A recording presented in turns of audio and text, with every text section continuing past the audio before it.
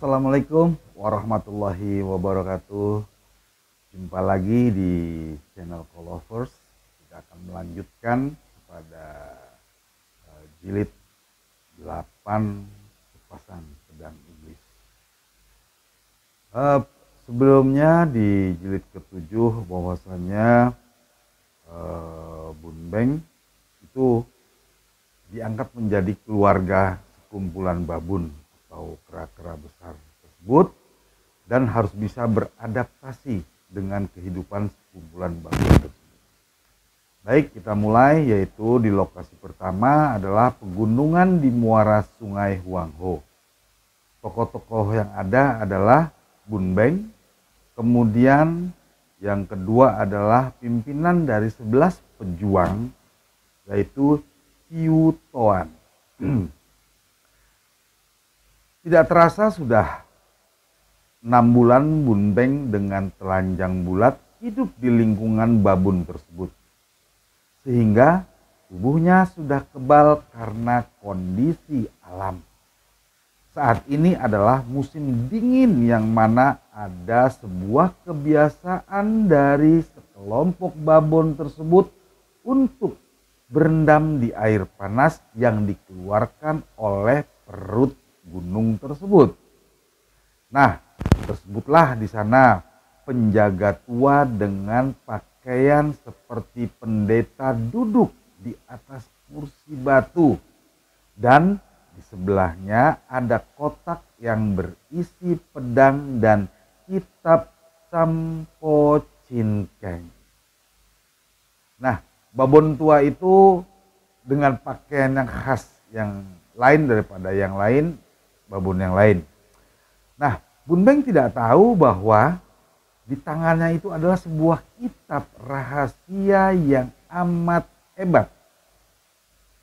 3 ilmu silat pusaka yang tergabung dalam kitab itu bukanlah pelajaran ilmu silat biasa, karena Sampo Cinkeng adalah 3 macam ilmu dahsyat yang di zaman dahulu dicipta oleh ketua dan pendiri Beng Kao yang bernama Liu Gan dan berjuluk Pat Jiu Sin Ong atau Raja Sakti Tangan 8. Nah, kalau kita mengikuti alur cerita Bukit Xiansu yang serial kedua, yaitu Suling Emas. Nah, di situ kita akan tahu semua siapa sebenarnya Liu Gan. Nah, Liu Gan dan yang berjuluk Pat Jiu Sin Ong atau Raja Sakti Tangan 8, ilmu ini kemudian menurun kepada putrinya yang bernama Liu Luxian berjuluk Tok Xiao Kui atau iblis cantik beracun, yang bukan lain adalah ibu kandung pendekar Suling Emas. Saat acara mandi air panas, bubarlah mereka dan Bun Beng meninggalkan kolam tersebut sambil membawa sepasang pedang dan kitab tanpa dilarang oleh keratua tersebut. Setelah 2 bulan lamanya mempelajari dan menghafal kitab tersebut, akhirnya Bun Beng mau turun gunung juga. Akan tetapi dia berpikir, bagaimana dia bisa turun gunung karena jalannya atau medan daripada gunung tersebut tidak ada jalan untuk dilalui oleh manusia. Jalan satu-satunya adalah terbang dengan membuat sayap dari kulit harimau. Pada hari itu Bun Beng pamit dengan sekumpulan babun dan akan terjun bebas menggunakan sayap yang terbuat dari kulit harimau tersebut. Apakah berhasil? berhasil Bun Beng saat dia terbang dari atas pegunungan yang tinggi dengan menggunakan sayap dari kulit beruang. Dan ternyata Bun Beng berhasil mendarat. Tidak salah duga, ternyata apa yang dilihat Bun Beng dari atas tebing sebelum dia terbang turun, dia melihat adanya pergerakan seperti manusia di bawah. Sebelum sampai di bawah, dia melihat orang-orang dari salah satu yang bergokong tokoh dongeng Raja Kera turun dari puncak gunung untuk menolong mereka. Kelompok bagaimana dengan kelompok yang satunya? Kelompok yang satunya yang menyerang tadi akhirnya kabur melarikan diri setelah melihat Bun Beng mendarat.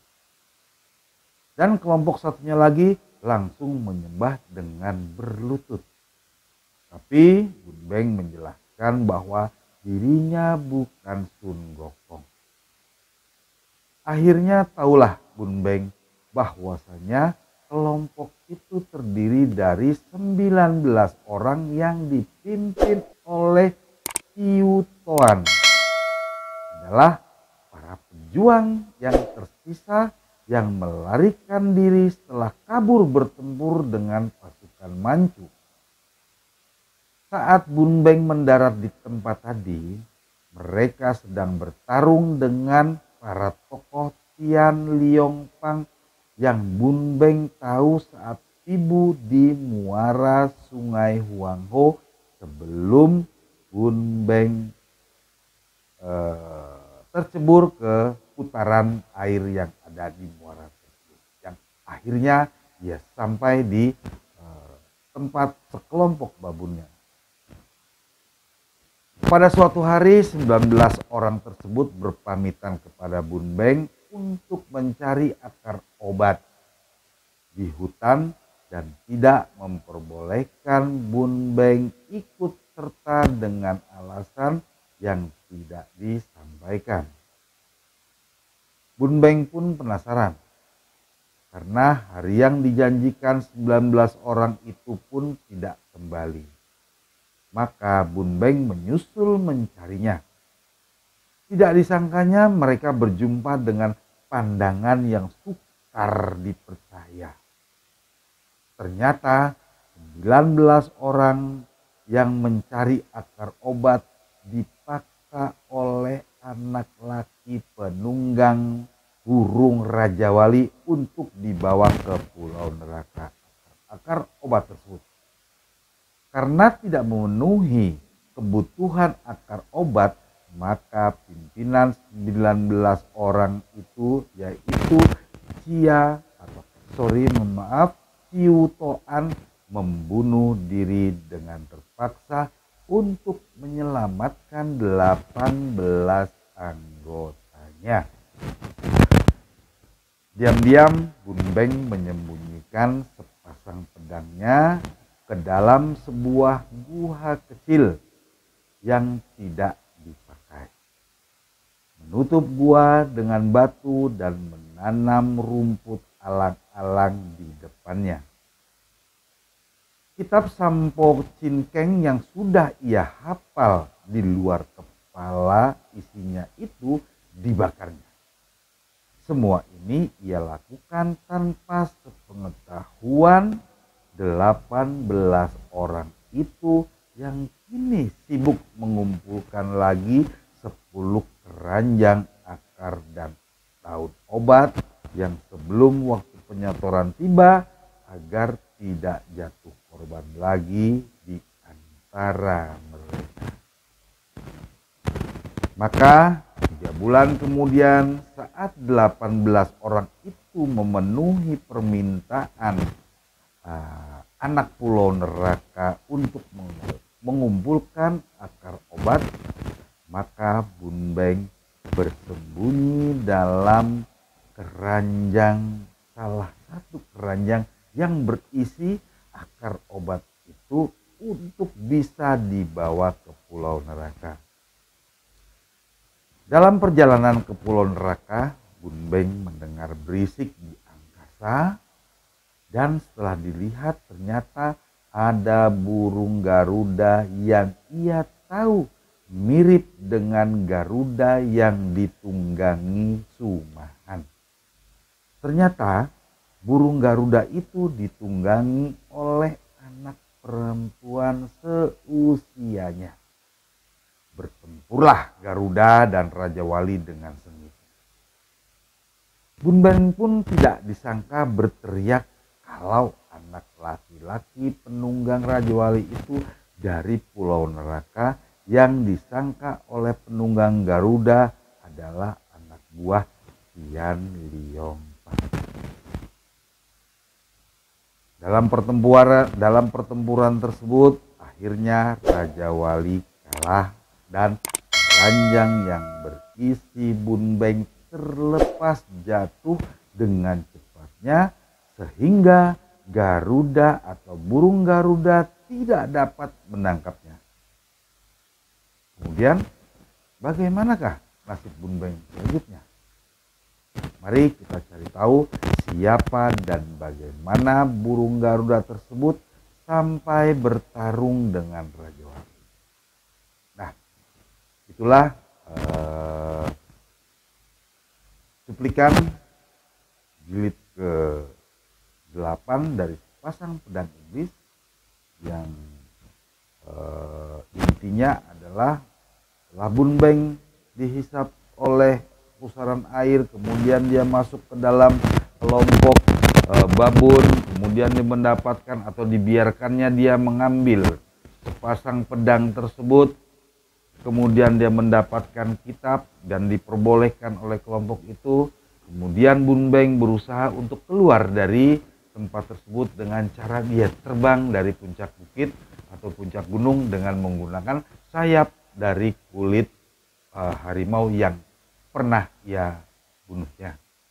Nah kemudian, saat itulah dia diterima. Saat itu sampailah pada cerita di mana pertarungan burung Garuda dan burung Raja Wali. Demikianlah, mari kita lanjutkan nanti ke jilid 9 Sepasang Pedang Iblis. Terima kasih.